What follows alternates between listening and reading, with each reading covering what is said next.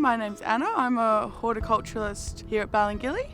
I've got a wide range of responsibilities from crop monitoring through to sustainability initiatives. This property is 700 acres. We've got over 20,000 mango trees planted. I've been here at Ballongilly for 5 years. Before coming here, I was working in irrigation on Sandalwood. We got involved with the Climate Smart Agriculture project through an email. We saw the project and we thought it was something that we'd like to be involved with. So NT Farmers provided us with 3 probes to go into our compost trial. I installed all the probes and set that up because I've got experience with that with other probes in our orchard. So that process is pretty easy because we've already been doing that. The soil moisture probes have assisted us in optimising our irrigation by allowing us to monitor where the water's going, because we've got different soil types, different tree ages, different amounts of canopy cover, so we can optimise the irrigation for each area and figure out exactly how much we need to go on so we're not wasting water and leaching nutrients down out of the zone it needs to be in. The way we use our probes, we've got ones that run on Bluetooth. I think a lot of people have satellite ones, but for us we just go up to the probe, hook into it via our phones, and then that gets uploaded onto a portal where we can create graphs and monitor how it's all working that way.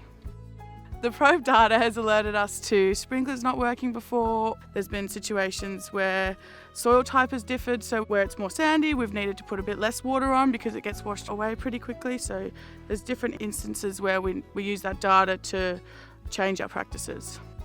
Increasing our sustainability is really important to us and something that we're working towards, and trialling different things is one way that we're going to work out what works for us for increasing our sustainability here.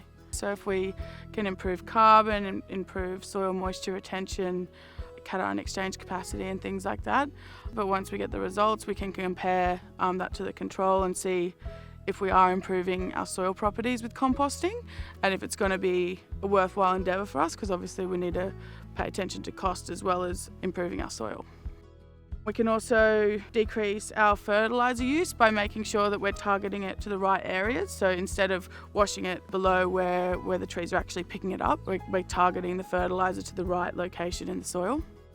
The project was pretty seamless. We had help from NT Farmers where we needed it, and it was really not a major effort on our part to be involved in this.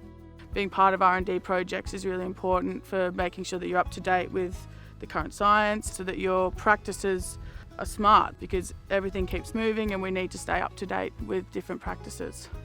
Yeah, well, looking after your soil is super important because that's where everything comes from. So for us, maintaining our soil is part of like a long-term plan. Otherwise, we're not going to be producing good quality fruit. We rely on the temperature for flower induction here, so we need cooler temperatures to get trees to produce flowers. How hot it is and everything will depend on how early or how late the season is following the flower event. We're trying to do our bit to decrease our carbon emissions and store carbon in the soil and going to solar, monitoring our water use. We're working on ways to decrease our emissions so we're not contributing as much to climate change.